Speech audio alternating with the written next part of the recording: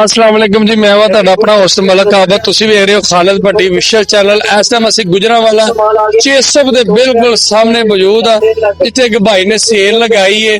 Lady suit 100 ਰੁਪਇਆ। ਇਸ ਗੱਲ ਦੀ ਮਹਿੰਗਾਈ 'ਚ 100 ਰੁਪਏ ਦੀ ਸਾਲਣ ਦੀ ਪਲੇਟ ਨਹੀਂ ਆਂਦੀ ਤੇ ਭਾਈ ਨੇ 100 ਰੁਪਏ ਦਾ ਸੂਟ ਲਾਤਾ ਹੈ, VIP ਸੂਟ। अस्सलाम वालेकुम जी।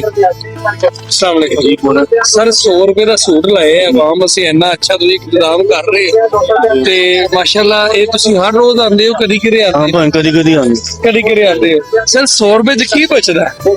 भाई बचा तो बच्चे का होंगे 100 का हुन है नहीं, ऐसे 200 300 वाली सेल है ਅੱਛਾ, ਦੋ ਵੱਡੇ ਦਾ ਸੂਟ 300 ਦਾ ਹੋਵੇ ਤਾਂ ਵੀ 300 ਦਾ ਮੁਫਤ ਹੈ। भाई लाड़ का माल है। ਲਾੜ ਦਾ ਮਾਲ ਹੈ, 300 ਦੀ ਸੇਲ ਕਰਦੇ ਹੋ ਤੇ ਆਵਾਮ ਵਾਸਤੇ ਬੜਾ ਅੱਛਾ ਰਿਲੀਫ ਤੁਸੀਂ ਦੇ ਰਹੇ ਹੋ। जी जी 300 ਰੁਪਏ 'ਚ VIP ਸੂਟ ਬੁਟੀਕ ਜਿਹੜੇ ਤੋਂ 4-4 ਹਜ਼ਾਰ ਦੇ ਤੁਹਾਨੂੰ ਦੁਕਾਨਾਂ ਤੋਂ ਲੱਭਦੇ ਨੇ, ਇਹ ਤੁਹਾਨੂੰ ਕੋਈ ਅੱਛਾ ਜਿਹਾ ਸੂਟ ਦਿਖਾਓ ਸਰ ਜੀ, ਸੋਹਣਾ ਜਿਹਾ।